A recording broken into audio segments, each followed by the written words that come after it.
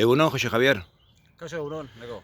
Jose Javier Ormazabal, albaitaria, Fraizoroko nekazaritza eskolan irakaslea, zuzendaria da izan zinean urte askotan. Lehendabiziko galdera, ez? Zer eman dizu, zer hartu duzu urte guzti hauetan etorkizunean lehen sektorean eta Euskal Herrian lanean arituko diren gazten gandik?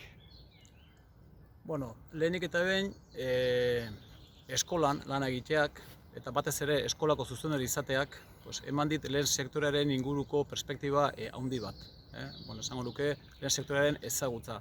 Ez bakarrik azpi sektore bat, eneko esan duen bezala albaitaria naiz, gehien bat abeltzantza eta nire eremua, baina zuzendari egoteak eman dit perspektiba orokor bat.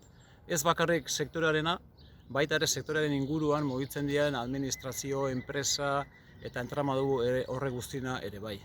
Orduan, lehenik jaso dudan hori da, ezagutza hori, eta esango nuke baita ere gertutasuna, sektorearekiko gertutasun hori. Gero bestetik, gazteekin lan egiteak ematen duen abantaia, ematen du gaztetasuna. Beti gu adina zarruera goatz, baina gazteak etortzen dianak beti adin berdinagoak etortzea. 16 urtekoak, 18 urtekoak, helduxoak ere bai, baina beti gazteekin zaude eta horiek ematen zuen vitalidade eta ilusio hori lanerako. Eta hor bai ikusi izan dut nola etorri dianik gazteak, ze ilusiok etorri dian, ze ikaste gogoakin, sektorean lan egiteko gogoakin. Eta gero ikusi izan dut baita ere gazte horiepeak sektorean sartzeko nolako lanak dituzten, nolako erronka dituzten, ze zailtasunak. Eta horrek asko kontzentratu nau sektorearen egoerarekiko. Nola sektoreak erreleboa behar duen, baina errelebo hori ematea hain zaila den. Gazteak etortzen dira ilusioz, esan dudan bezala, eta gero topatzen dira mundu oso arrotz batekin.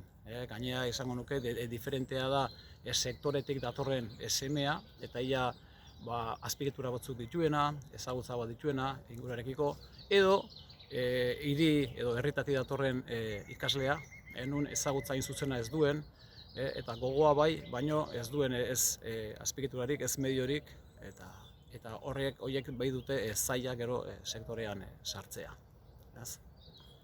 Eskerrik asko, Jose Javier. Eskerrik asko zuri.